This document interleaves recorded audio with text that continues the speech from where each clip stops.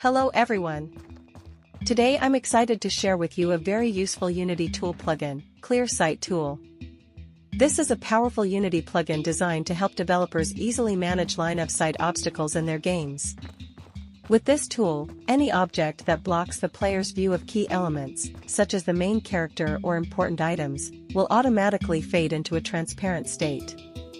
This ensures that players can always clearly see the core gameplay action without unnecessary visual distractions, greatly improving the overall experience. Main features: 1. Easy integration with existing projects. 2. Fully customizable transparency settings. 3. Works with both static and dynamic objects.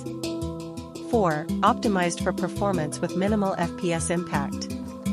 5. Supports URP, HDRP, and built-in render pipeline. 6. Excellent customer support included.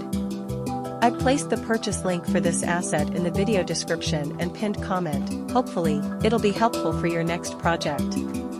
If you enjoy this content, please don't forget to like the video and subscribe to my channel.